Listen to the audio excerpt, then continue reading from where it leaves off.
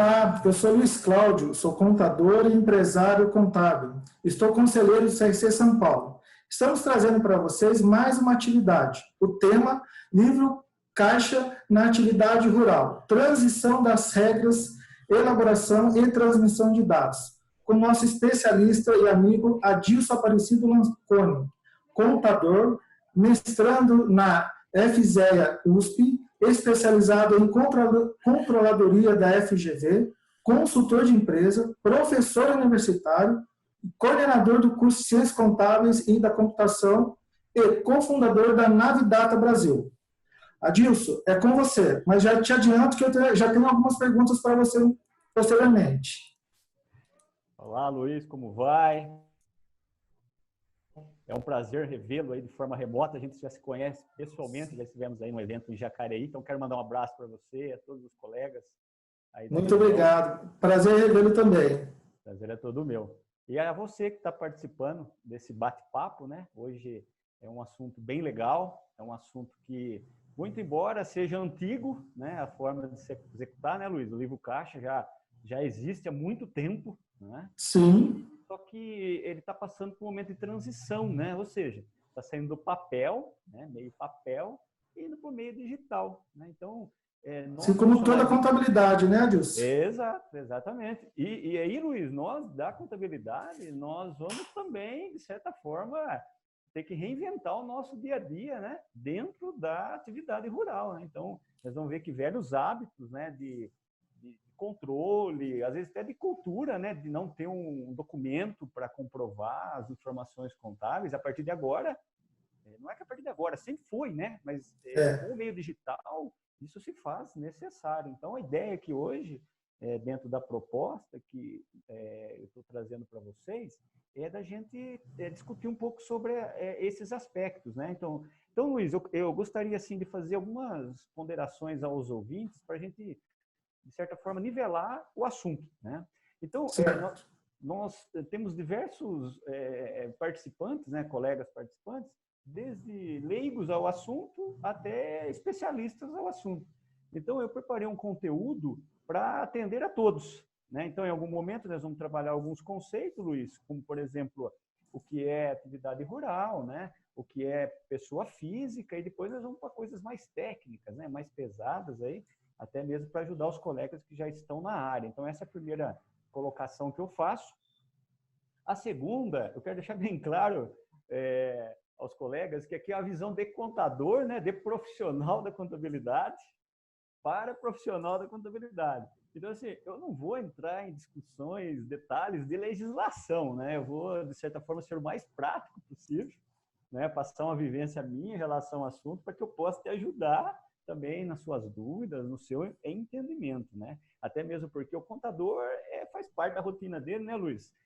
A leitura, né, a atualização da legislação, isso aí já está conosco no dia a dia. Para o estudante que estiver acompanhando também, Adilson, atende, o seu material vai atender com certeza, né? Exato, Luiz. A ideia, às vezes, tem muito estudante que tem o desejo, né, de entrar na área rural, né? E às vezes esse material também vai ajudar o estudante, de certa forma, a ter uma bagagem conceitual, né, da área, até mesmo para ele ter uma introdução ao assunto e depois se aperfeiçoar, estudar, ouvir outros colegas, né? Essa é a ideia. E por último, Luiz, eu espero que essa é uma leitura minha, tá? Eu espero que essa leitura ajude todo e qualquer profissional, principalmente quem hoje trabalha com o livro caixa, no entendimento do assunto, né? Nós temos outros colegas também que já realizaram esses treinamentos em diversos estados, né? E o meu material é para somar a esses colegas que já, de alguma forma, falaram o assunto, né? Então, não é uma opinião isolada apenas o que eu vou passar aqui hoje, uma informação complementar ao que os colegas já falaram sobre o assunto, e isso é o legal, né, da educação, do conhecimento, né, compartilhar o mesmo assunto de visões diferentes, de forma a agregar o conhecimento a todos, né? Então, esse é o meu objetivo, Luiz. O objetivo, então, desse bate-papo é entender as principais mudanças no processo de transição, né? O que nós precisamos saber, o que está sendo mudado, qual o impacto disso daí na atividade do profissional da contabilidade, na vida do produtor. Então, esse é o objetivo principal. Então, Então, para isso, nós vamos seguir um programa, né, que todos já tiveram acesso, né? Nós vamos trabalhar um pouquinho do conceito de agroindústria, o que é agroindústria, o que é atividade rural, o que é produtor rural. Depois vamos falar bem rapidamente os regimes tributáveis aplicados à atividade rural, tá? Aí a gente já entra no livro caixa, né? Nós vamos falar dos dois modelos ou métodos de cálculo na atividade rural. Aí nós vamos adentrar no livro caixa digital, né? Eu vou falar um pouquinho sobre como está estruturado o livro caixa digital, vou falar algumas particularidades aí de preenchimento. Aí depois a gente faz um apanhado geral aí, Luiz. E aí, caso tenha alguma dúvida, alguma pergunta, a gente vai aí, de certa forma, conversando aí durante a apresentação.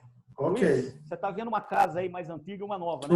Pois bem, ó, é mais ou menos uma analogia ao livro caixa. Essa casa mais antiga aí... Que diferença, hein, Adilson? Exato. Que diferença, que diferença. Ó, que tremenda diferença. Olha essa primeira imagem aí de uma casinha deteriorada, mais velha, né? Sem muita tecnologia. Simples, né? Muito simples, né? Muito simples.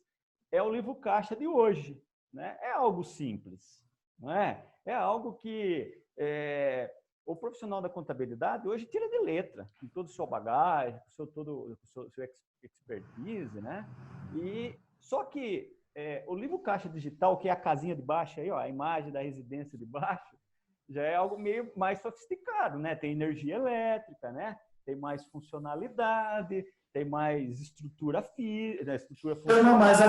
Chama mais atenção também, né, Dilson? Mais atenção. Então, é essa analogia que eu faço aos colegas, né? Nós estamos saindo dessa casa, né? Isso não quer dizer também que ir para uma casa mais nova, mais bonita, tenha mais conforto. Às vezes, a pessoa que mora numa casa simples como essa, ele se sente melhor do que uma casa sofisticada, né? Podemos fazer essa ponderação. Mas aqui o ponto o livro caixa é igual essa segunda, digital é igual essa segunda imagem aí.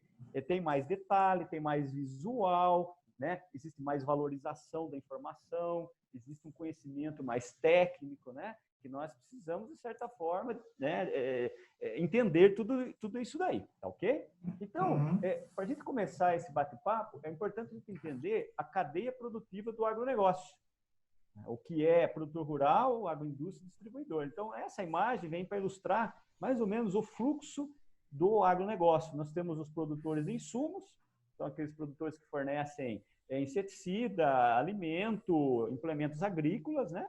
Nós temos depois os produtores rurais, esse é o nosso foco de hoje, o produtor rural, nós vamos falar bastante daqui a pouco. Depois nós temos a agroindústria, que é um outro segmento, né? Nós vamos dialogar também a agroindústria.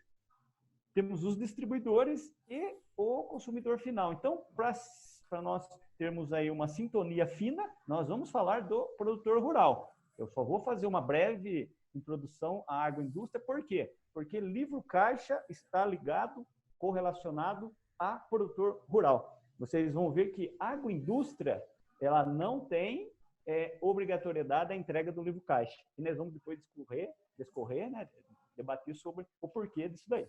Tá? Bom, eu trouxe aqui para vocês, isso é uma visão minha, né, com base na legislação hoje do imposto de renda, o que é enquadramento na atividade rural? A atividade rural é algo muito macro, né? Então, a legislação do imposto de renda, ela vem trazer algumas palavrinhas que vêm, de certa forma, nortear, explicar a atividade rural. Então, para a legislação do imposto de renda, a atividade rural é algo que advém da exploração. E aí a exploração pode ser agrícola, né? Cultivo vegetal ou pecuária, proteína animal. Então, é um primeiro conceito bem amplo. Depois, a legislação dá um detalhezinho, né? Dá uma vírgula. Então, além da exploração, trabalha também com a extração, né? E aí a legislação é mais específica um pouquinho. Extração do quê? Vegetal e animal. Então, da terra, né, a extração do fruto, né? Do animal, a extração da carne, do leite. Então, a legislação ela vai entrando nos pequenos detalhes aqui das vírgulas para explicar esse conceito macro. Aí, especificamente, apicultura, avicultura, suinocultura, sericultura, piscicultura e outros pequenos animais. Dentro da legislação, a palavrinha transformação também, de certa forma, enquadra a atividade rural dentro desse rol, né? Então, ela fala de produtos agrícolas ou pecuários. Ou seja, o produtor rural, ele tem lá o seu... o correto não é falar pé de café, né? Cafeeira. Então, ele tem o seu ativo biológico, cafeeira. E o que ele extrai? O café, né? Então, o café é o produto agrícola. Assim como na cana-de-açúcar, Luiz. Aqui na minha região, eu sou do interior, próximo a Campinas e Ribeirão, tem muita cana-de-açúcar aqui, né? Então, na prática, só para a gente fazer uma analogia, Luiz, a soqueira é um ativo biológico, né? A soqueira fica na terra. A gente não vê a soqueira, a gente vê a cana-de-açúcar acima da terra. Então, é essa analogia que a legislação fala. São detalhes. Então, o produtor rural planta a soqueira, certo? Que aí ele extrai o produto. Ele transforma a soqueira em produto agrícola. Qual é o produto agrícola? A cana-de-açúcar. Né? Então, é essa transformação biológica, né? Okay? E daí... A parte leiteira. Aqui, minha região, Vale do Paraíba, já foi, infelizmente, não é mais, uma grande bacia leiteira. Entra nesse contexto também, Adilson? Perfeito, Luiz. Boa observação. O produtor de gado de leite, né? Então, o produtor que tem aí as suas matrizes, né? Leiteiras, elas entram nessa atividade. Então, qual é o gado de leite é como se fosse um ativo biológico. Ele é enquadrado como um ativo biológico. Na contabilidade, a gente classifica isso como um ativo, como se fosse um ativo mobilizado. Agora, o leite é a extração, né? É o produto aí oriundo desse ativo biológico. Então, entra nesse conceito de atividade rural. O que não entra, Luiz, que é o que eu vou falar já agora na sequência, é o processamento do leite. Ok? Então, aí fica bem característico do que é atividade rural e o que eu chamo aqui de atividade, esse é uma ênfase minha, não rurais, não existe isso, mas é só para diferenciar. Diferenciar, né? Enquadramento não. Então, nesse caso, Luiz, que você falou, muito bem, aí para a gente fazer uma analogia, a produção de leite é atividade rural. Agora, o beneficiamento do leite, não só do leite, do arroz, do café, da laranja, da carne, não é atividade rural. Né? Então, não se caracteriza perante a legislação como atividade rural. Então, são atividades da agroindústria. Então, aí surge o conceito da agroindústria. Agro por quê? O que ela está processando são produtos da agricultura. Por exemplo, o leite, que você ressaltou. E indústria de transformação. Né? Então, ela transforma o leite in natura, né, em produto comestível. Né? As cooperativas, elas seriam as cooperativas, as usinas. Correto, entre as usinas, as cooperativas.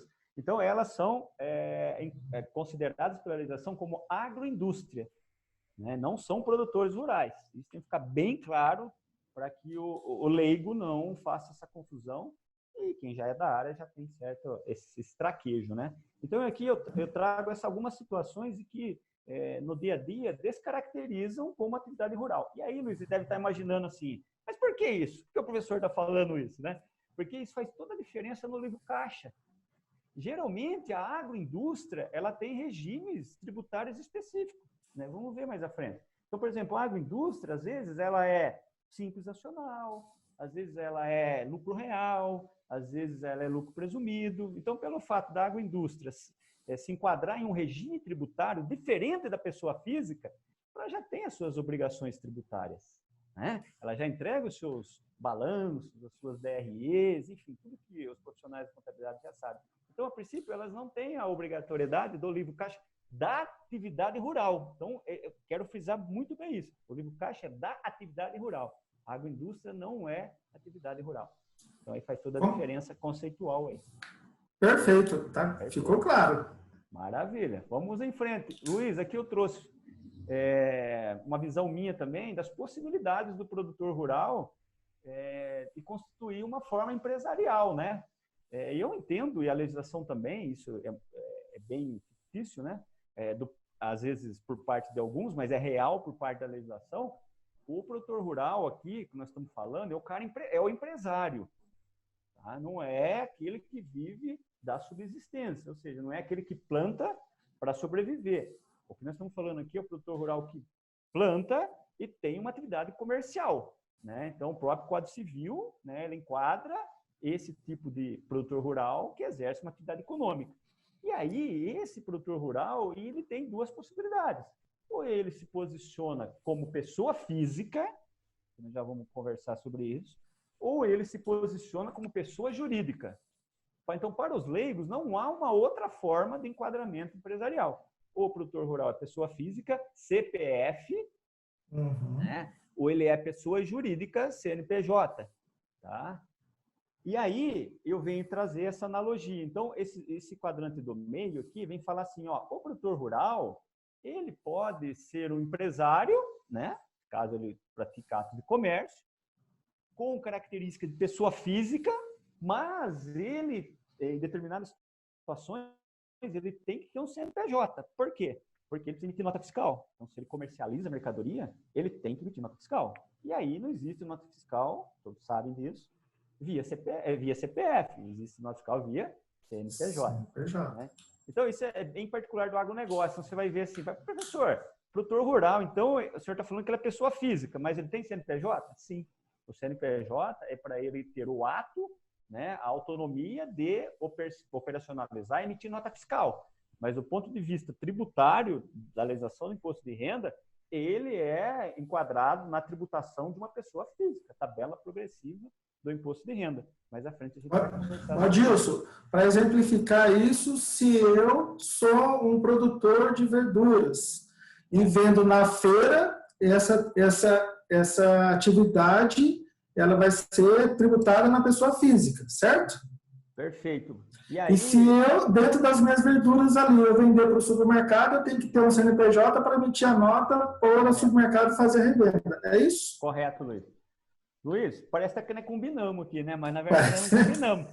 Não. A pergunta sua vem assim de encontro que eu vou falar adiante. Ou seja, o produtor rural, você deu dois exemplos assim, bem legais. Assim. O primeiro exemplo que você deu é o produtor rural que tem por hábito e finalidade vender vamos falar assim, a verdura, né? Vamos denominar o alface aqui, que eu adoro alface. Então, para ele vender o alface, às vezes ele pode vender na rua, ele pode vender numa feirinha, né? Existe um enquadramento específico para ele nessa situação, mas ele não deixa de ser uma pessoa física, né, do ponto de vista tributário. E se ele vende para um supermercado, por exemplo, que exige nota fiscal, ele também não deixa de ser uma pessoa física. Então, só que tem duas situações que ele pode se enquadrar, ou como MEI rural, que nós já vamos falar daqui a pouco, né? Ou como próprio produtor rural, mesmo que produz, que não vende só para o supermercado, vende para N consumidores, enfim. Mas tem enquadramentos específicos, mas que não deixa de perder a essência, ou seja, pessoa física, tabela progressiva do imposto de renda. E aí, nessa última coluna aqui, nós temos possibilidades de societário, né? Ou seja, dois ou mais produtores se unem para formar uma sociedade.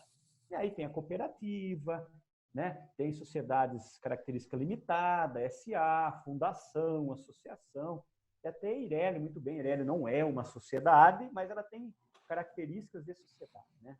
Nós já sabemos disso, né? E é uma possibilidade. Bom, aqui é só para contextualizar que o produtor tem essas situações e tudo isso faz uma grande diferença no IVUCAT. Bom, aqui eu trouxe as principais legislações para quem quiser se aprofundar depois sobre o assunto. Nós não vamos entrar nesse mérito, é só para complemento, tá? Luiz, aqui a gente já começa a definir essas visões de pessoa física, de CPF, CNPJ.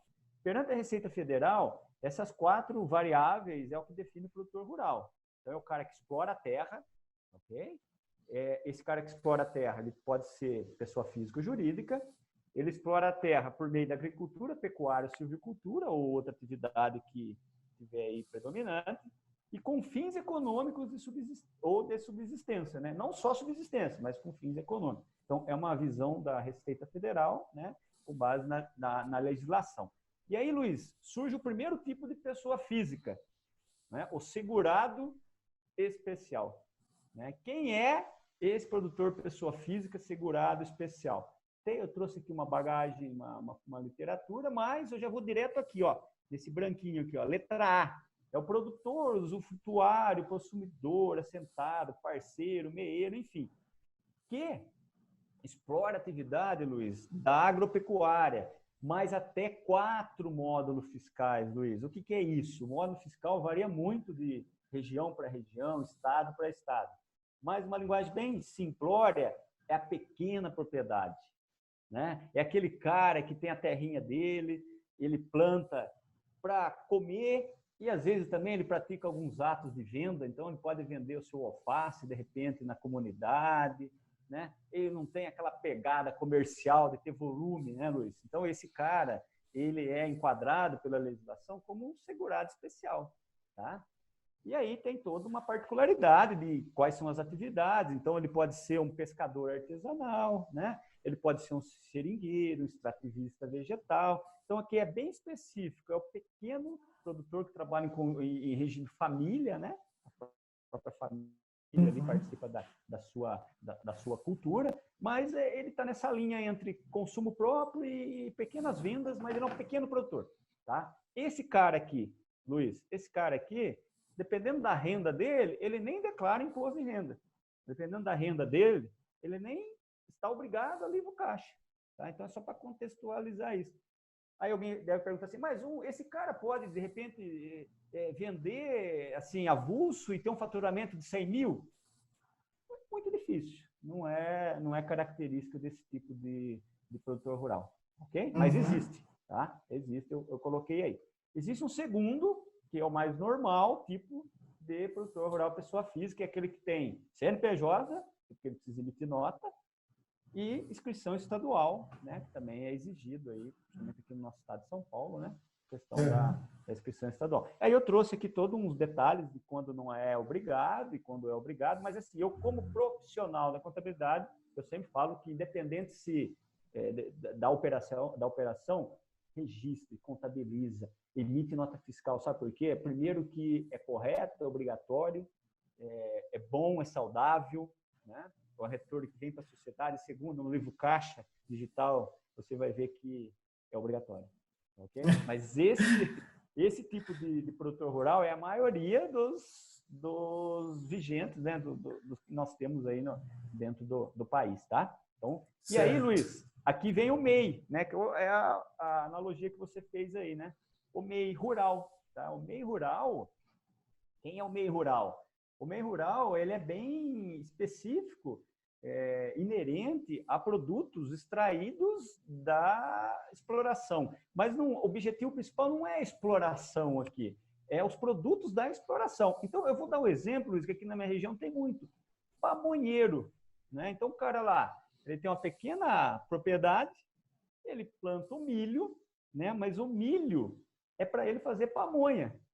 O objeto fim dele é vender pamonha, não é vender o milho. Então, aqui fica bem claro que esse tipo de produtor rural, ele pode, né, se enquadrar como MEI rural, porque essa atividade, né, permite o enquadramento da atividade rural, porque o ato dele é mais comercial do que primário, extração primária, né? Ou seja, ele não vende o milho, ele vende a pamonha.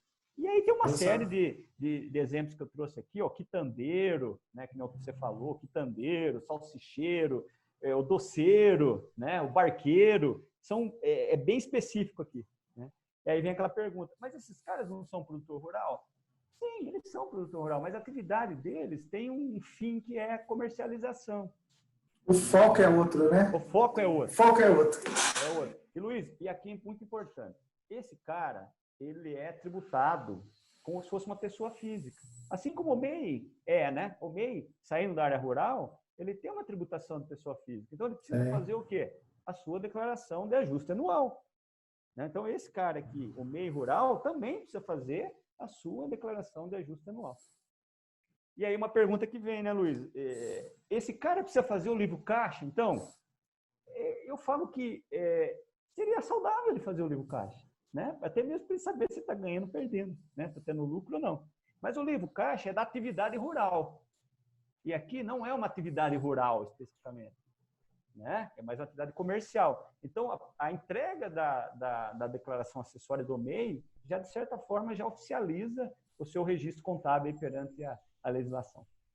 E Okay? que também é interessante ter a sua contabilidade lá bem escriturada também, né? Apesar de dispensada, mas é uma forma de avaliar o negócio, né? Luiz, eu sempre falo, independente do tamanho do negócio, seja um pequeno comércio de roupa, até uma multinacional, tem que ter contabilidade. Para quê? Para gerar informação para tomada de decisão. Muito bem. É isso aí.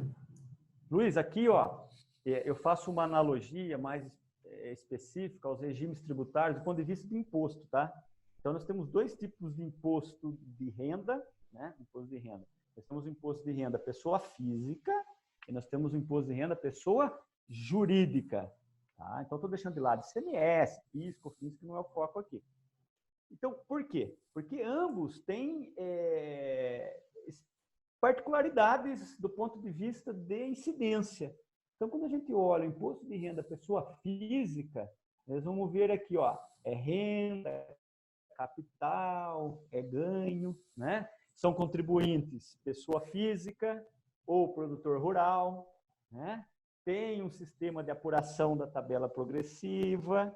E o mais importante, Luiz, ó, que é o foco aqui nosso, tem que fazer, né, respeitando aí ó, os parâmetros de obrigatoriedade e tudo mais, declaração de ajuste anual e, no caso do produtor rural, né, com exploração da atividade rural, o livro caixa.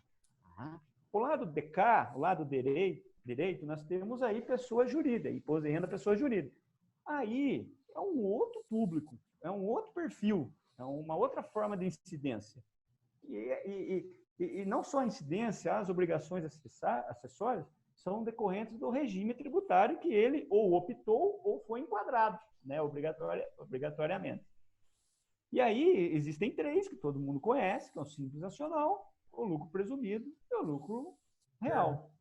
Então, optando, né, facultativamente ou obrigatoriamente, ele tem as obrigações acessórias. Eu coloquei algumas aqui, tá? Mas tem muito mais que isso.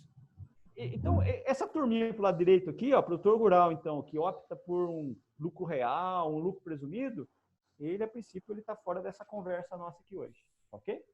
Ok. Aqui eu trouxe, para a gente, aqui a gente já entra no cálculo do livro caixa do produtor rural, e eu trouxe aqui, então, são os dois modelos ou métodos de tributação no livro caixa, Luiz. Nós temos hoje duas opções de cálculo do imposto de renda na atividade rural. Então, a primeira opção, alguns chamam de arbitramento, né? Ou seja, nós definimos que existe uma possibilidade de tributar 20% da receita bruta. Tá? Nós vamos ver como isso acontece, eu trouxe um exemplo. E tem uma segunda opção, que é uma tributação pelo resultado. Luiz, a pergunta de 1 milhão, qual é o melhor? Eu falo que nenhum dos dois é bom, né? A gente sempre tem que ver o que menos tributo vai gerar, menos ônus tributário vai gerar. Então, isso faz o quê? Isso reforça que não é obrigatório você escolher um ou dois, você tem um livre-arbítrio, por isso que existem os profissionais da contabilidade para ajudar o produtor rural para fazer essa comparação, se é melhor 20% da receita bruta ou se é melhor a tributar pelo resultado, Luiz. E aí eu trouxe um exemplo aqui, tá? É fictício isso daí. A primeira informação que eu trago aqui é saldo de prejuízo. Na atividade rural, por ser uma atividade, é normal ter lucro prejuízo. Né? Então, caso o produtor rural tenha prejuízo de exercício anterior, né, ele pode compensar esse prejuízo do exercício anterior no corrente, tá? Porque a legislação permite, tá? Uhum. Aí, nesse caso aqui, esse produtor teve uma receita bruta de 120 mil, decorrente da exploração rural, ele teve despesas de custeio de 50 mil, então uma conta de mais e menos, aqui ele tem um resultado de 70 mil, tá? Se ele opta por essa opção, ele abre mão desse resultado, ou seja, o cálculo é 20% em cima dos 120 mil. o que gera uma base de cálculo, um rendimento tributável de 24 mil nesse caso aqui. Então, pelo imposto de renda a modo simplificado, ele não pagaria nada de imposto de renda por esse regime. Agora, para o lado direito, e detalhe, nesse regime, você observa que eu só mencionei o prejuízo, mas ele não pode usar. O prejuízo se usa quando você apura, opta pelo resultado. Né? Então, é o que eu estou demonstrando aqui. Né? Então, a mesma situação, receita bruta de 120, menos as despesas de custeio e investimento, 70 mil. Aqui ele pode compensar 20 mil do prejuízo, ele chega numa base de cálculo de um rendimento tributável de 50 mil. Então, aqui, caso ele opte pelo regime simplificado, ele pagaria 1.742. Então, mostra que esse modelo, nessa situação, com essas variáveis, né, não é interessante o método pelo resultado, e sim pelo arbitramento de 20% da receita bruta. E a cada exercício ele pode optar, variar? Sim, hora, pode, um ano... Pode, sim, pode, né? variar, pode variar. Aqui tem um detalhe, Luiz, muito, muito importante, que nós precisamos ponderar aqui, tá? Dentro da atividade rural, existe aí a questão do arrendamento, né? Tá? Existe a palavrinha que chama arrendamento, né? Arrendamento, sei lá, você, Luiz, tem uma terra, você não vai explorar essa terra e eu arrendo a sua terra. A gente tem um contrato, né, de arrendamento, ou eu exploro a sua terra, e eu arco com minhas receitas, os meus custos, e pago um aluguel. Então, o arrendamento é aluguel. Ok? E aí, não estamos falando em prejuízo, tá? Aí não é uma receita tributável, tá ok? Aí não se fala em arbitramento da receita. Então, aluguel é tabela progressiva. Tá? Então, arrendamento é tabela progressiva. Tá, okay? Esse não tem para onde correr, né? Isso não tem para onde correr. Tá, ok? Então, eu faço essa ponderação, porque isso é normal na atividade rural. Ok? Ok. Luiz, aqui a gente já vai entrar especificamente no livro caixa digital e a gente vai fazer algumas comparações aí do que vai acontecer nesse contexto. Eu trouxe aqui as principais legislações ou dispositivos tributários acerca do assunto, né? Mas, assim, a minha recomendação para quem ainda não leu, leia tudo. Em especial, a IN 83/2001, né? E as posteriores aí que vieram complementar o assunto. A IN 83/2001 tem toda a informação, né, desde do que é receita bruta, o que é despesa de custeio, o que é investimento, o que é base de cálculo, multa, elaboração. Ela é um manual aí, né, do profissional da contabilidade que queira entender um pouco do livro caixa. E depois tem alguns outros dispositivos específicos que vêm falar de assuntos pontuais, tá? Então, muito faço legal, referência aí para que o profissional queira, Luiz, de repente, se aprofundar o assunto aí. Para quem nunca viu, esse é o material inicial, né? Uma leitura inicial, né? É uma leitura inicial acerca do livro caixa digital do produtor rural. Ok. Luiz, aqui eu faço uma comparação, né, entre o livro caixa papel, né, vamos chamar de papel, é o atual, para o livro caixa digital. Ok? Então, nós temos aqui, ó, do lado esquerdo, nós temos algumas informações sobre o livro caixa da atividade rural, do lado direito, o livro caixa digital do produtor rural. Observe que eu coloquei entre parênteses, até maiúsculo, para deixar bem claro que o livro caixa é um livro fiscal, não é livro contábil. Livro contábil é outra coisa, é razão, é diário, é balanço, é balancete, é DRE, DMPL, DVA, vai embora. Né? Aqui é livro fiscal, significa que o fisco pode pedir a qualquer momento, numa fiscalização eletrônica, ou mais eletrônica, esses documentos. Então, quem já faz livro caixa hoje, versão papel, já tem que guardar essa informação, né? Tem que guardar, deixar arquivado para futura fiscalização. O digital, que também é um livro fiscal, a Receita já vai ter online isso daí, ok? A partir do momento que você transmitir. mas, faça necessário, aguarda, seja eletrônica ou em papel, como queiram. Acho que a documentação é importante nesse sentido, tá? Então, nós vamos fazer uma comparação entre algumas particularidades de um do outro.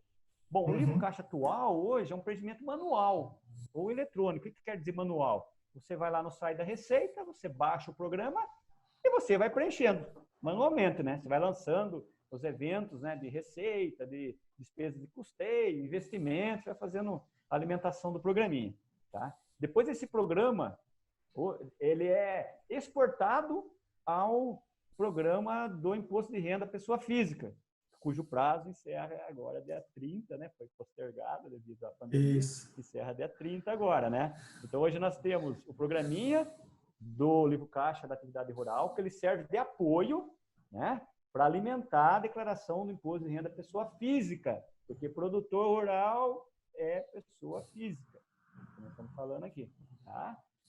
Você não transmite hoje o livro caixa, você transmite a declaração do imposto de renda da pessoa física. É lógico que lá tem todas as informações da exploração da atividade rural.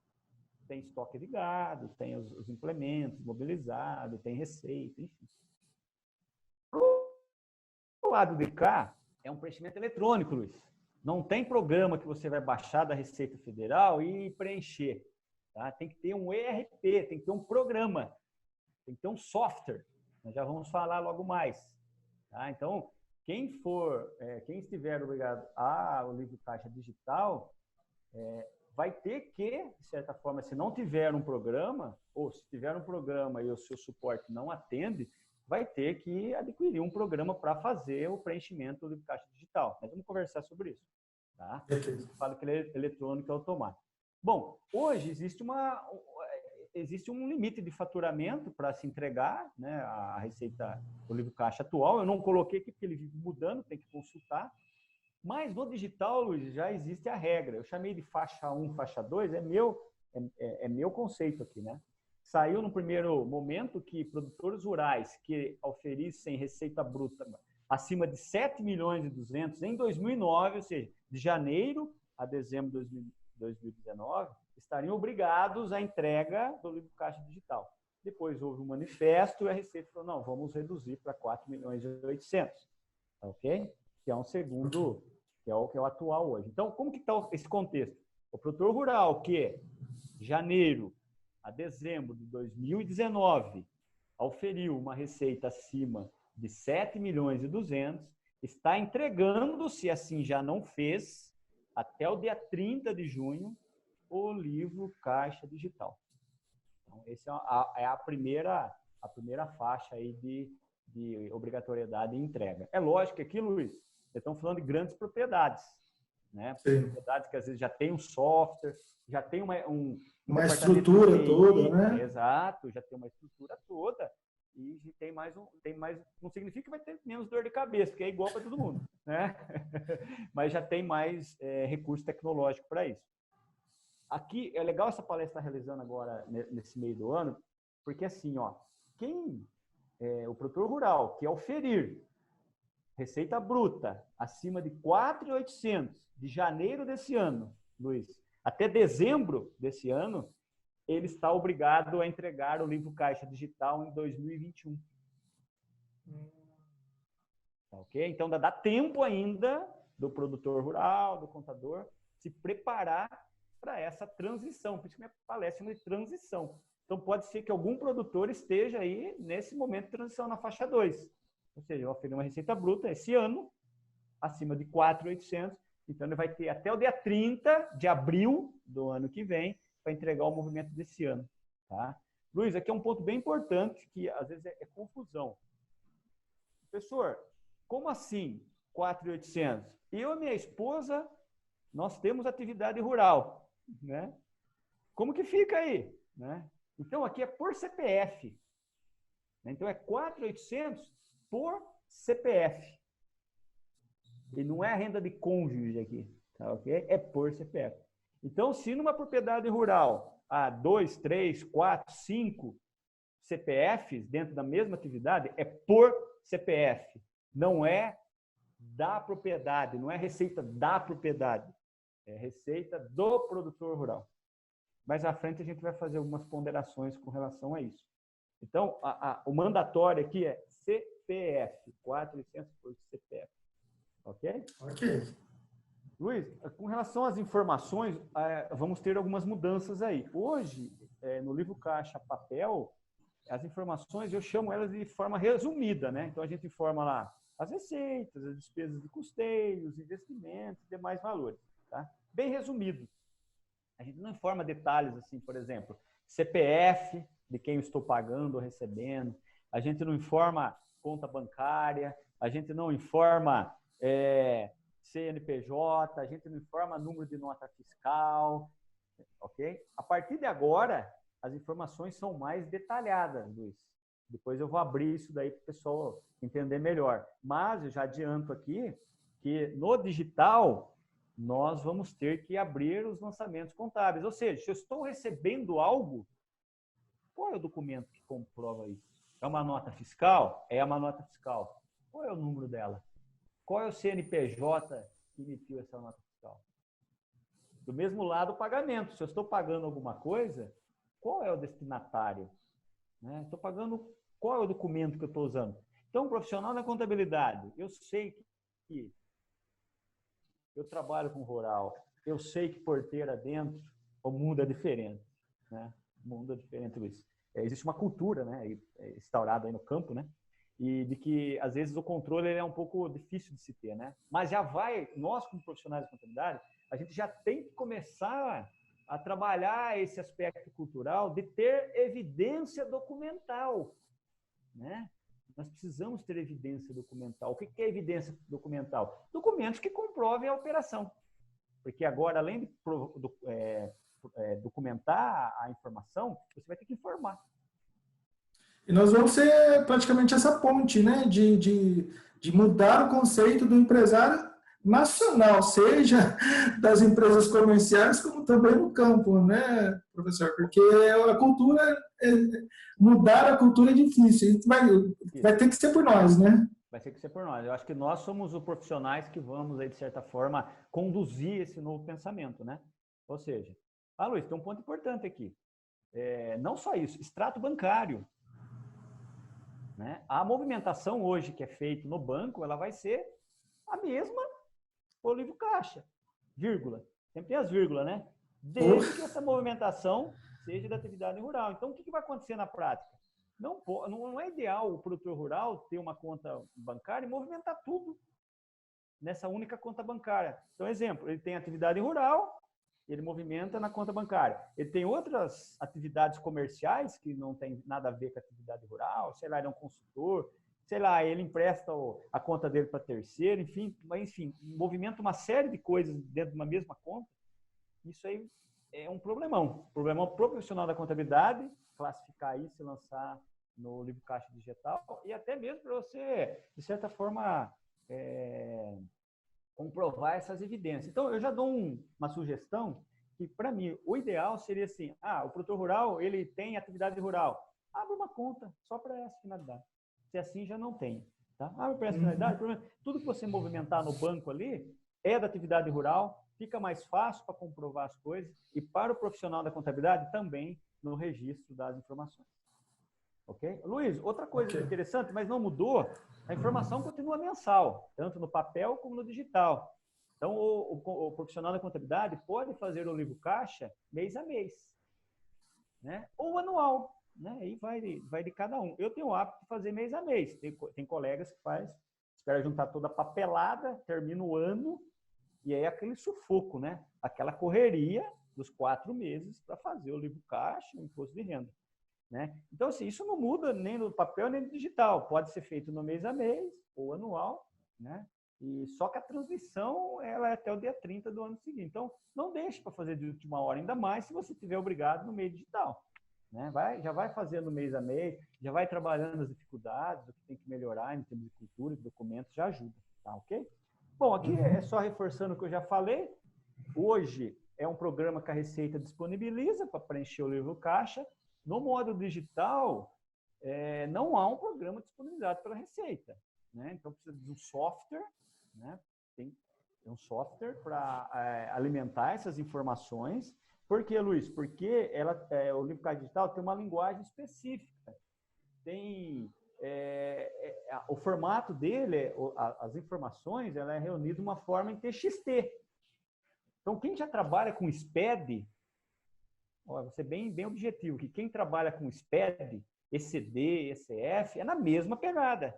Né? Então, o livro não vai ter dificuldade para entender isso, né? Não vai ter. A dificuldade vai ser o quê? Alimentar as informações. Né? A forma de geração, transmissão é a mesma coisa. É no ECAC, tem todo um certificado digital, tem todo um caminho que já vou falar daqui a pouco. Né? Mas precisa ter um programa para isso.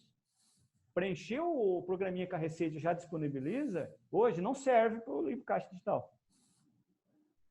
Tá? Então, aqui é outro ponto do planejamento, né, Luiz? De repente, o produtor rural vai estar obrigado ao livro caixa digital, não tem essa ferramenta, ele vai ter que investir, né? Ou procurar um profissional da contabilidade para que ele faça, que o profissional da contabilidade, quem tem escritório, principalmente, atende vários clientes, já deve ter o software, né? E aí também o produtor rural pode procurar um profissional, ou não, deve procurar um profissional da contabilidade que já, de certa forma, já está sabendo esse traquejo, essa transmissão. Mas não tem como entregar o livro caixa digital sem software. Tá? E pode ser que a Receita disponibilize isso no momento futuro, mas por enquanto não há essa previsão. Uhum. Luiz, outro ponto importante que às vezes gera confusão, Luiz, é o prazo de entrega, né? Então, continua a mesma coisa, né? Só mudou a forma, de papel ou digital, até o dia 30, né? No ano seguinte. Mas, professor, então, imaginamos o produtor rural que tem que entregar o livro caixa digital. Ele tem, então, que entregar o livro caixa digital? Entendi. E o imposto de renda também? Sim, são duas coisas diferentes. Né? O ajuste anual ele tem que fazer. Né? Ele tem que apurar, porque, na verdade, para os leigos, o produtor rural, ele é pessoa física, então ele está enquadrado às regras da tabela progressiva do imposto de renda. Na prática, às vezes, ele não é só um produtor rural, ele tem outras atividades. Então, quando faz o programa, a declaração de ajuste anual, soma-se, né, a atividade, a exploração agrícola, né, com as demais ganhos que ele teve. Né, e aí faz o ajuste anual. Tá? E isso agora vai ser informado de forma diferente, professor? Então, na verdade... Porque antes era integrado, né? Antigamente era integrado um sistema no outro, né? Agora você vai gerar informações de um para poder alimentar o outro? Luiz, é uma excelente pergunta e ela é comum, assim, esse tipo de dúvida. Depende do software. A maioria dos software hoje que entregam livro caixa digital, eles têm a possibilidade de exportar para o programa de imposto de renda. Ah, tá. Então, aí é o ponto. Se o software não fizer isso, Luiz, aí tem duas opções. Ou alimenta direto na declaração de ajuste anual, né? Ou continua baixando o programinha da Receita Federal, que eu acho que não faz sentido mais no governo digital. Então, aí você tem que alimentar direto no programa do imposto de renda de ajuste anual. Se o software não fizer isso, ok? Uhum. Luiz, um ponto importante, hoje o produtor rural pode fazer sem o auxílio do profissional da contabilidade. Tá? Hoje ele pode fazer.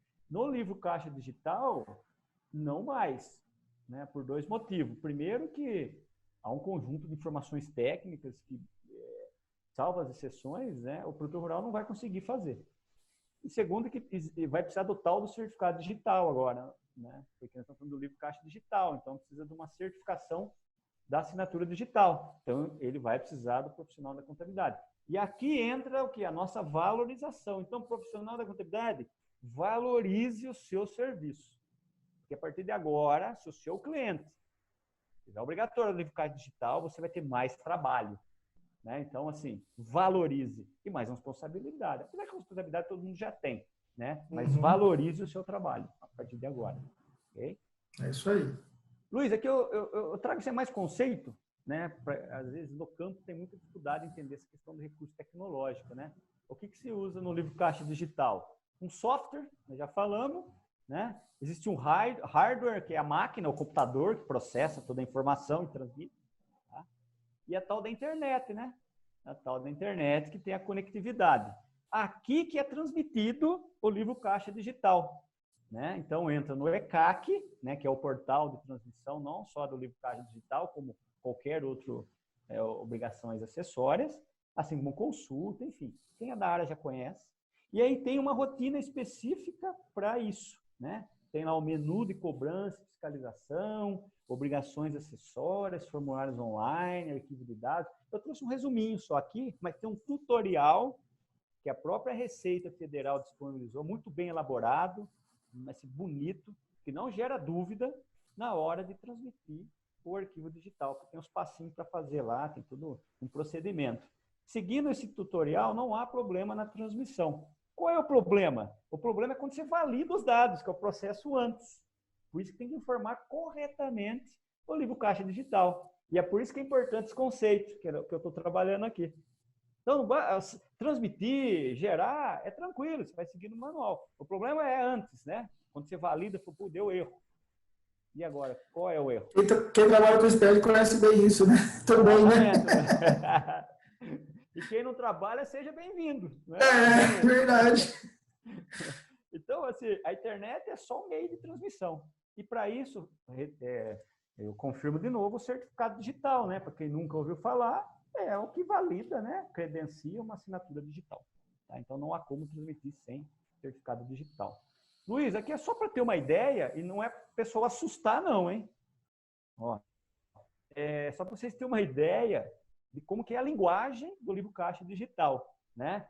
Ela existe o quê? Existe um texto formatado, codificado, e aí eu trouxe 2 exemplos. Esse é um e depois no próximo slide tem outro. Como que essa informação é compilada, juntada no arquivo TXT, né? Então, por exemplo, aqui, ó, o José da Silva, o CPF dele aqui, ó. Olha lá, José da Silva.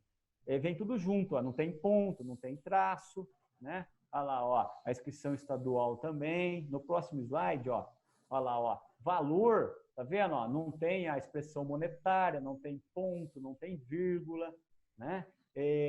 Campo vazio são 2 barrinhas, ok? Percentual, olha lá, 17%, se expressa 0,1700. Então tem toda uma linguagem de programação aqui específica de arquivo digital. Nós não precisamos se preocupar com isso, tá, pessoal? Isso é programação. Quem vende o software já fez isso. Tá? Nós temos que estar atento ao quê? À alimentação da informação.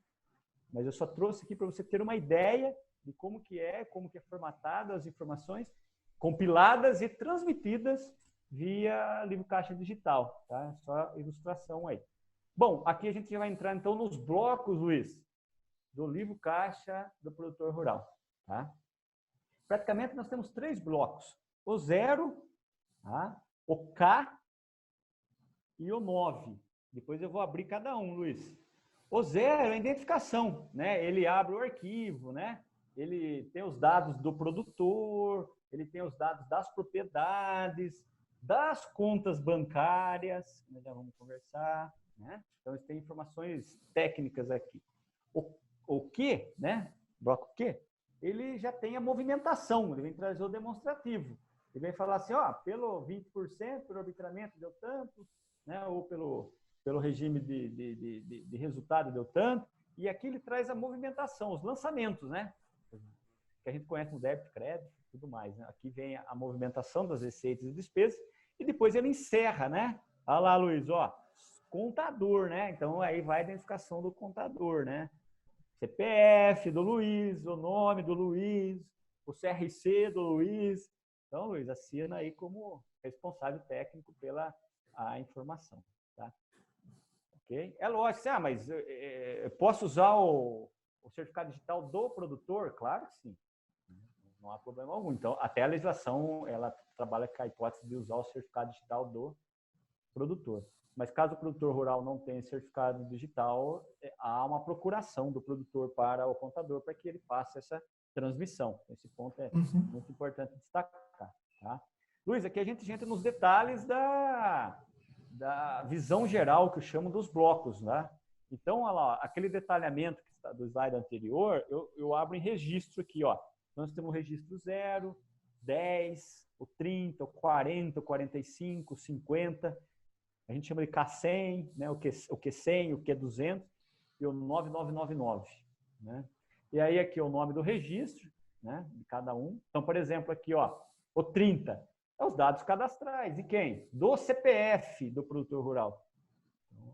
Aqui já a gente está trabalhando o conceito. Então, nós estamos entregando CPF, movimentação do CPF. Não da propriedade. Né?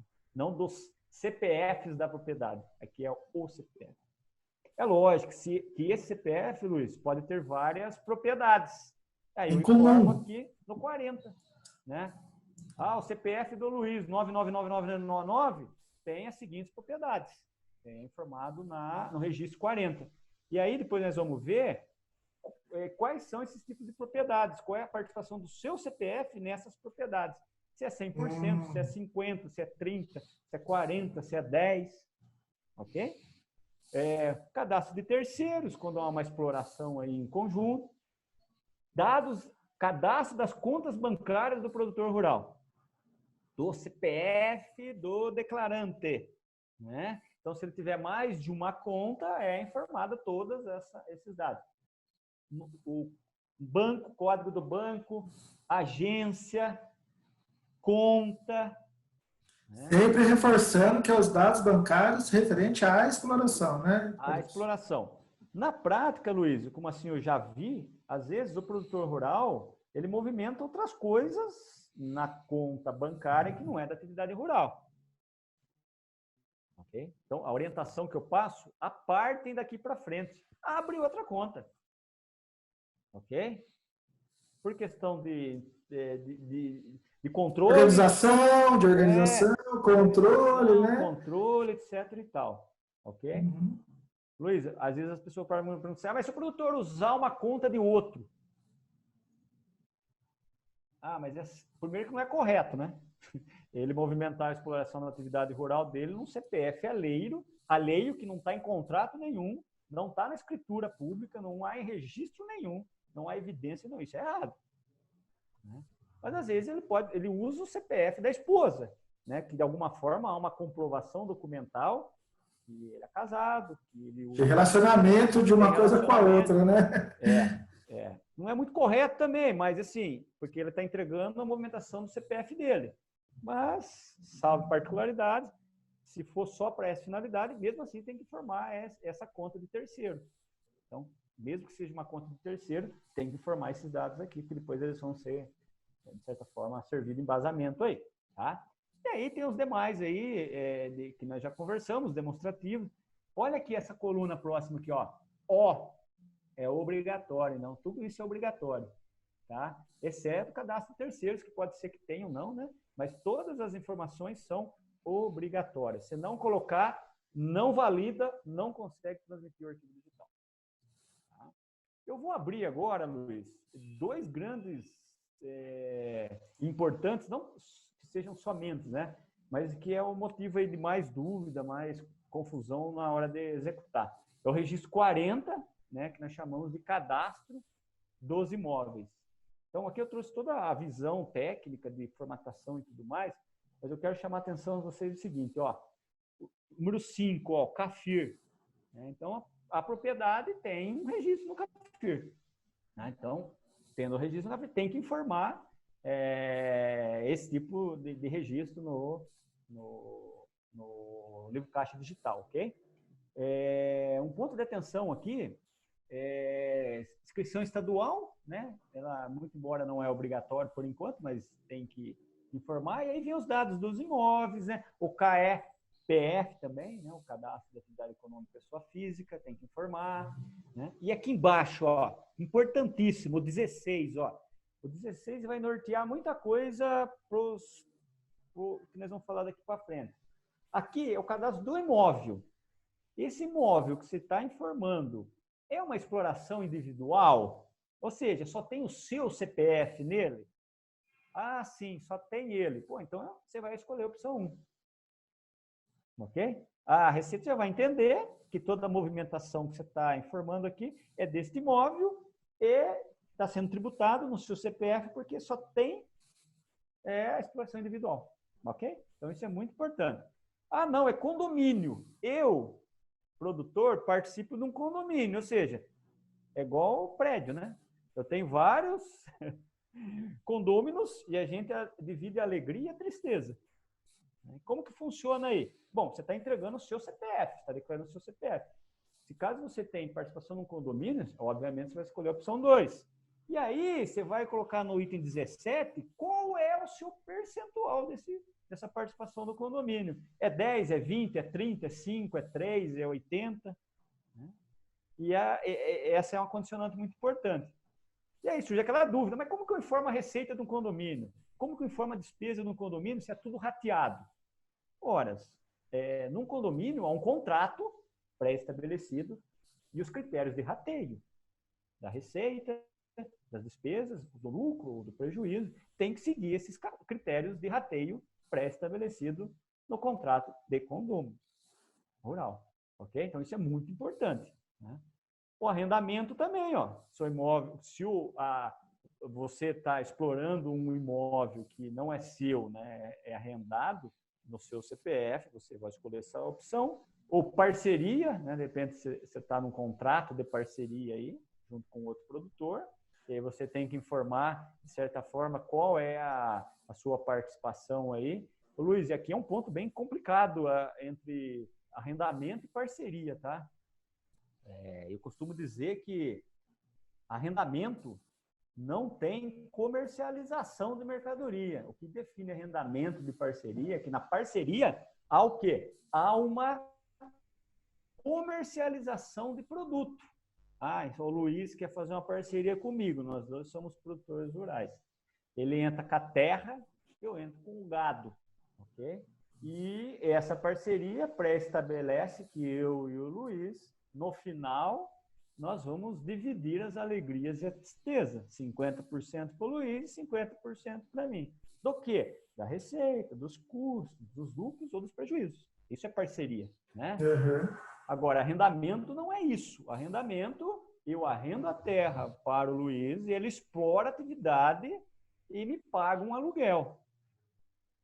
Tá? Então, não pode ter essa confusão, né, de o produtor rural praticar atos de arrendamento e falar que é parceria. Né? Porque agora tem que informar e vai ser informado os documentos fiscais para verificar essa situação. Luiz, às vezes acontece muito isso. Ó. Eu arrendo a terra sua, tá ok? E eu tenho que pagar um aluguel. Só que ao invés de te pagar aluguel, eu pago em produto. Sei lá, eu pago soja para você, né? Como forma de pagamento. E você, como é muito esperto, o que você faz? Você espera valorizar a soja e você vende a soja. Luiz, qual é a confusão aí? Né? Qual é a confusão aí? A confusão é a seguinte. Primeiro que eu não poderia te pagar em soja. Eu teria que pagar um aluguel. Segundo, que isso não é parceria. Esse é desvio de finalidade. Né? Olha parceria só. Seria assim, Luiz. Eu entro com a terra, você entra com a produção, com o cultivo, o manejo. E depois que a gente colhe em conjunto, a gente vende isso daí e participa numa proporção meio a meio, sei lá, isso não importa, do produto colhido. Aí isso é parceria. Né? Então, pessoal, cuidado, atenção nos contratos de cana-de-açúcar. Eu não vou entrar nesse assunto porque não é o objetivo aqui da nossa palestra. Muita atenção nos contratos de parceria entre usina e produtor rural. Tá? Quem trabalha com isso, discute melhor com o seu jurídico, discute com as usinas, faça uma releitura sobre isso, porque isso agora é mais evidente no livro Caixa Digital, porque você vai ter que documentar tudo isso aí. Ok? Bom, esse aqui, então, é uma parte bem que é uma parte que eu gostaria muito de explorar nesse detalhe. E para complementar, Luiz, às vezes esse tipo de situação ocorre do processo de comercialização se chamar de parceria ao invés de arrendamento, simplesmente para fugir do imposto mesmo, né? Porque no arrendamento você não tem a presunção dos 20%, você paga a tabela progressiva. E na parceria você pode aplicar a presunção. Então você pode chegar até 5,5% na média de alíquota de imposto. Então, na prática, resumindo, para quem é leigo, na parceria o encargo tributário é bem menor do que no arrendamento. Então, cuidado com isso. Não E o pode... produtor pode achar, por ser um livro caixa manual, ficar longe de qualquer, apesar sujeito a uma fiscalização, mas um pouco mais distante. E agora, essas informações detalhadas, muito digital, isso pode chamar mais ainda a atenção da Receita. Fica mais fácil chamar a atenção da Receita. Então, essa manobra que talvez o produtor possa querer praticar, ela é bem perigosa, né? Bem perigosa. E nós, como profissionais da contabilidade, nós não podemos admitir isso. Né? Nós temos que falar para o produtor rural, produtor rural, não é correto. Né? Não devemos ser corresponsáveis por essa prática, né? Exatamente, exatamente. Então, caso haja essa prática, estamos trabalhando com possibilidades, tá, pessoal? Que não é uma afirmação, é possibilidades, tá? Caso cogite essa possibilidade, cuidado, ok? Por questões de ética, questões de tributação, questões de risco lá na frente também, né? Às vezes, vai assumir o risco e tudo mais, depois se você é autuado, a conta depois não se paga, né? E é questão do conceito. Eu sempre gosto de trabalhar o conceito, né? São coisas diferentes. Então, para fechar parceria, ambos participam do produto colhido, né? Nas alegrias e na tristeza. Arrendamento é um aluguel, ok? Bom, aqui, Luiz, eu trago um outro exemplo, que é o Q100, né? Que é o quê? O lançamento das movimentações no livro caixa digital, como que é processado isso aí. Então, aqui, saldo inicial, você não informa o saldo inicial de caixa, né? E nem o saldo final de caixa. O sistema calcula, ele faz a conta, né? Conta contábil. Né? Começa o mês, é o saldo final do período anterior, mais entrada e saída é o final. Então, isso aí é automático, é uma combinação. Aí surge a primeira dúvida. Professor, então o saldo inicial e final tem que bater com o extrato? Né? Se eu estou informando a movimentação do extrato, tem que bater com o extrato? Não. Minha resposta imediata é não. Por quê? Porque você pode receber dinheiro que não transita na conta corrente. Você pode receber em espécie. E aí tem que tomar cuidado, né, Luiz? KDME, né? Tem que tomar cuidado com a Previdência Social, dependendo do que for. Exatamente. É assim, mas professor, se eu recebo dinheiro espécie, eu tenho que declarar? Claro que sim, faz parte da atividade rural. Até mesmo que você vai usar esse recurso para pagar suas despesas. Então, mesmo que não transite no banco, tem uma opção do 9999, numerários em trânsito, nós vamos falar logo mais, quando vocês informam o recebimento em espécie. Então, por isso que eu falo que, geralmente, às vezes, não é para bater o saldo mesmo do extrato na íntegra, né? Agora, se você movimenta toda a atividade rural via conta corrente, o que está ali na movimentação da conta corrente é da atividade rural, aí tem que bater, né? Tem que ser exatamente o que consta no extrato. Ok? Mas, professor, se eu tiver um lançamento lá no extrato bancário que não é da atividade rural, foi esporádico, e aí? Calma. Calma. Não é que há uma conciliação do livro caixa digital exatamente com o livro, o que está no extrato bancário. Desde que você justifique o que é esse valor que está mais no extrato bancário. Né?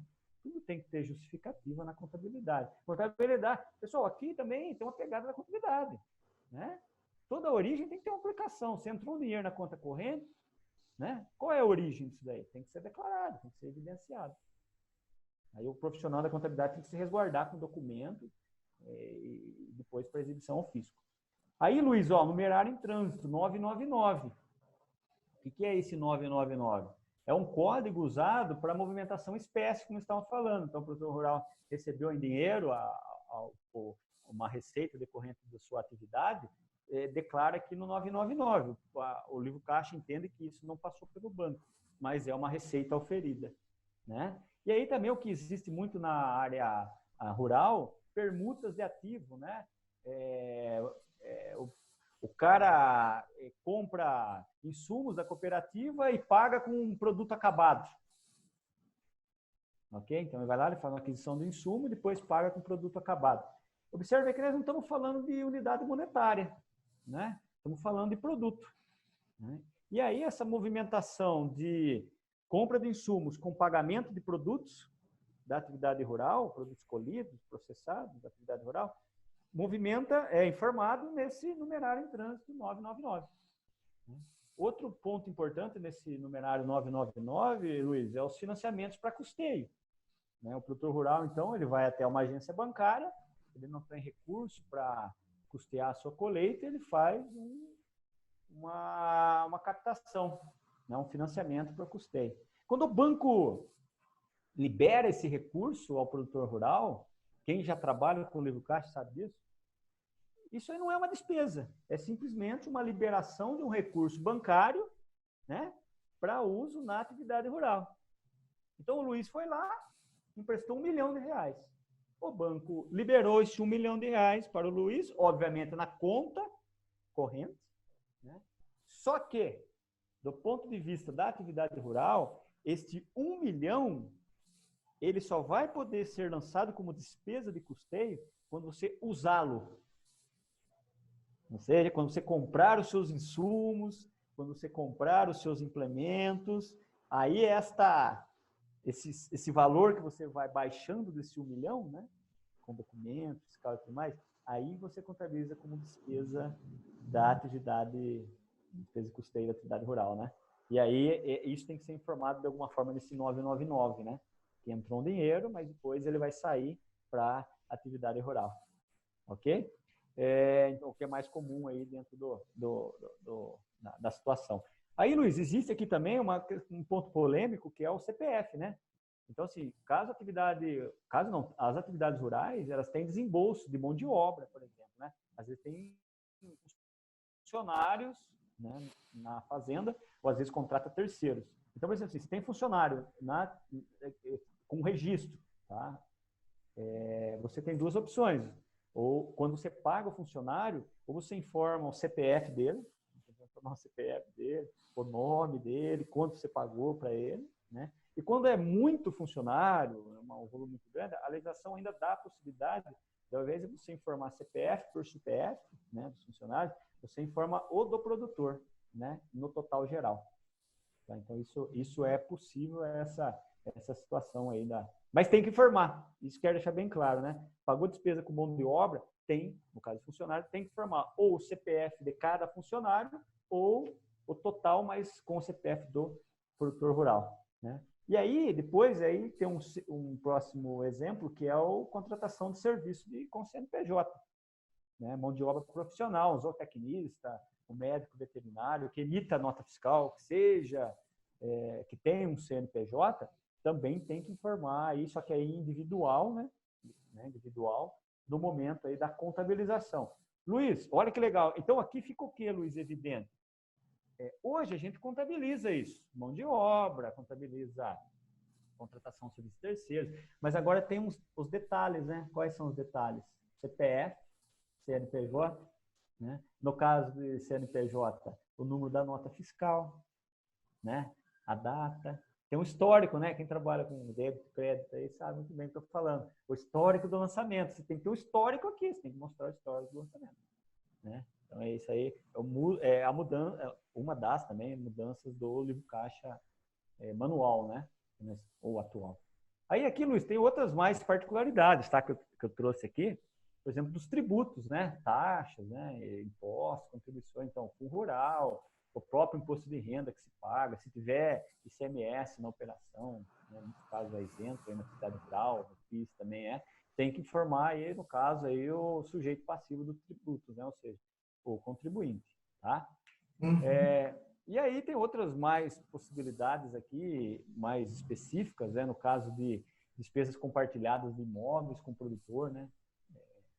Às vezes você tem uma única despesa alocada em vários imóveis, né? E aí você tem duas opções, né? Então, por exemplo, assim, o produtor ele paga, sei lá, ele paga o manejo, né? Ele paga a mão de obra aí do trato cultural, né? Paga combustível, ele tem certo gasto para preparar a terra, né? Só que ele usa esse mesmo recurso em várias propriedades, né? Ele compartilha isso daí em várias propriedades. E aí você tem que definir, de certa forma, se você vai alocar esse gasto onde foi maior numa determinada propriedade, né? Ou seja, eu tive 1000 horas na propriedade A, eu tive 2 horas na propriedade B. Pô, eu vou ter que ratear isso daí? Não, vai pela relevância, né? Seu gasto maior foi de 1.000 horas na propriedade A. Você aloca na propriedade A. Ou você tem um critério de rateio aí, né? Para definir essa distribuição das despesas por propriedade no qual usa as despesas em comum. Uhum. Ok? Luiz, estamos tranquilos no tempo aí? Adilson, foi bom você me perguntar. Nós estamos com o tempo apertado. Você falta muito, você pode ir para os pontos relevantes do livro. Sim, vamos lá. Luiz, ó, aqui eu só trago para como complemento, né, para que o participante tenha uma visão, né, de tudo isso que eu acabei de falar, né, o tipo de documento, ele vai informar se é nota, se é fatura, se é recibo, se é contrato, se é folha de pagamento, lá no histórico. Então tem toda uma informação aqui do que ele vai precisar alimentar no caso do lançamento dos débitos e créditos aí do demonstração. E aí, Luiz, para fechar, né, é importante a gente falar que na ausência ou a entrega após o prazo do livro caixa digital, também há uma previsão de multa, né? Tá? Coloquei o dispositivo legal aqui previsto na legislação. E não só ausência aqui também, correções também, né? Então, podem complementar depois as informações. Em correções também, né? Também geram aí auto-infração, ok? Aqui, Luiz, eu trouxe para, então, algumas referências bibliográficas para quem queira estudar, né? Principalmente para quem está entrando no assunto, queira se aprofundar os conceitos, né? Do Aguiar aqui sobre pecuária de corte, o Araújo vem falar um pouco dos fundamentos do agronegócio, o Borges de tecnologia, enfim. O Marion, né, das classificações contábeis, né? Enfim. E aí aqui alguns portais, né, principalmente da Receita Federal, eles têm todas as informações, tem alguns links de tutorial, né, de transmissão, de preenchimentos, dúvidas, né? Então é bem autoexplicativo o site da Receita. Ok, Luiz? E aí é com você aí, Luiz.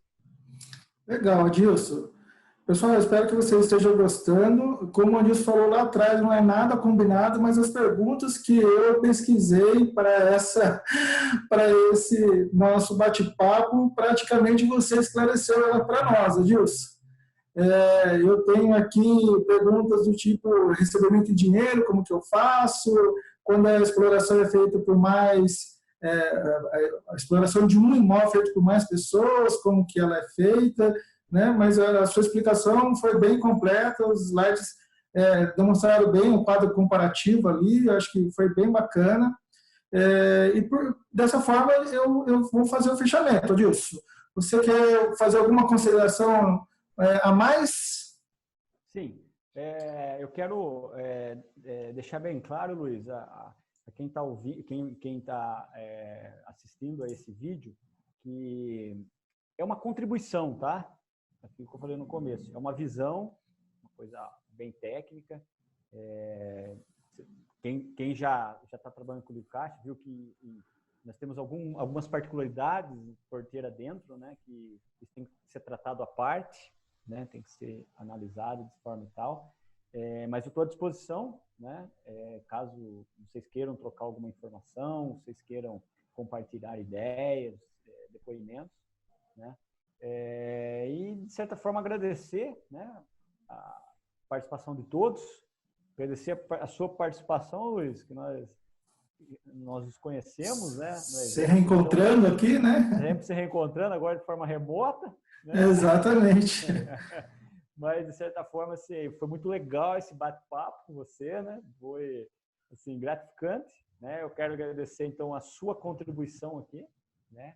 Em parceria comigo nessa transmissão e a toda a equipe técnica que está aí nos bastidores, aí, nos ajudando, nos apoiando aí nesse novo modelo de comunicar, né, Luiz? Exatamente. É uma forma de chegar cada vez mais perto para o maior número de funcionários possível, né? Essa é uma nova forma que, infelizmente, a gente teve que descobrir num momento não muito agradável, né? Nessa quarentena e tudo mais.